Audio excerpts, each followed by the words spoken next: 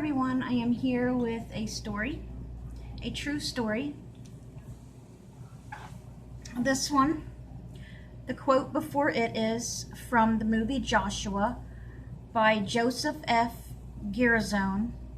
Open your ears and open your hearts and hear me well. You have never been forsaken, nor was God far away from you, even in your darkest hour. If this book don't prove that to you guys, then nothing will. These stories are amazing. This is one of the best ones this is a lot better than the book I got from Guidepost. This one's a lot better, the stories. I'm glad my friend brought this down so I could read it to you guys. Okay, so let's read this one, God Calling. It had always been Ken Gobb's goal to help those who were hurting. Some people just need a little boost, and I wanted to influence their lives in a positive way. He became a traveling missionary and with his family conducted crusades, not only throughout America, but in many foreign countries. He established a magazine, a radio and television ministry, and a youth outreach program. But sometimes even preachers get drained and discouraged, and they wonder if they could consider another line of work. That was how Ken felt one day as he, his wife Barbara, and their children drove their 2 ministry buses down I-75 just south of Dayton, Ohio. God, am I doing any good traveling like this, telling people about you? He wondered silently. Is this what you want me to do? Hey, Dad, let's get some pizza, one of Ken's sons suggested. Still lost in thought, Ken turned off at the next exit, Route 741, where one sign after another advertised a wide variety of fast food. A sign, Ken mused. That's what I need, God, a sign.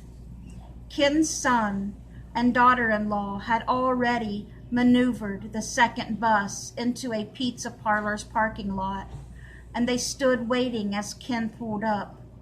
The rest of the family bounced down the steps.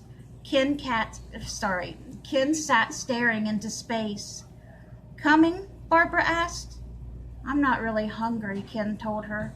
I'll stay out here and stretch my legs. Barbara followed the others into the restaurant, and Ken stepped outside, closed the bus doors, and looked around.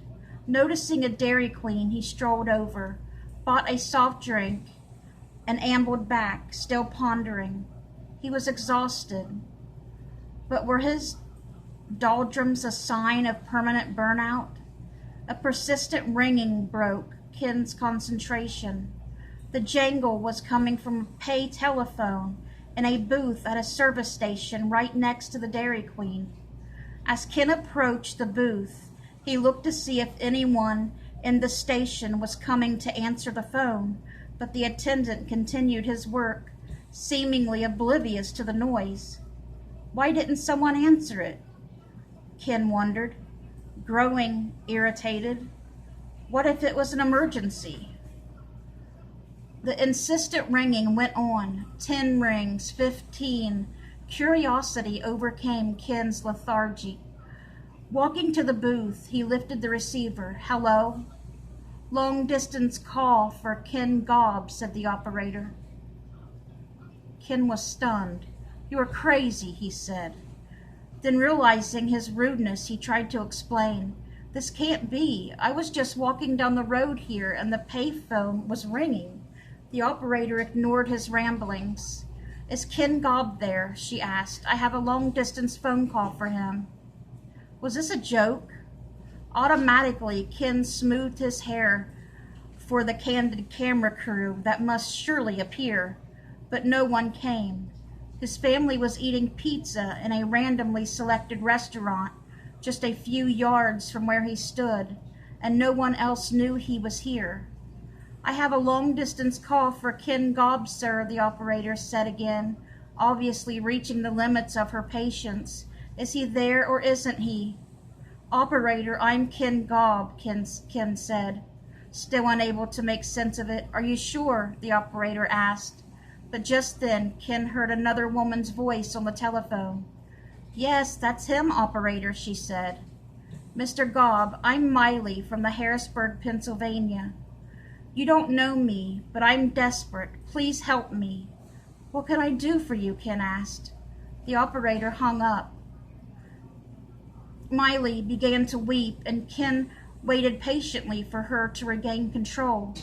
Finally, she explained, I was about to kill myself, and I started to write a suicide note. Then I began to pray and tell God I really didn't want to do this.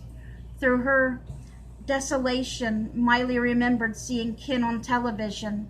If she could just talk to that nice, kindly minister, that one with the understanding attitude.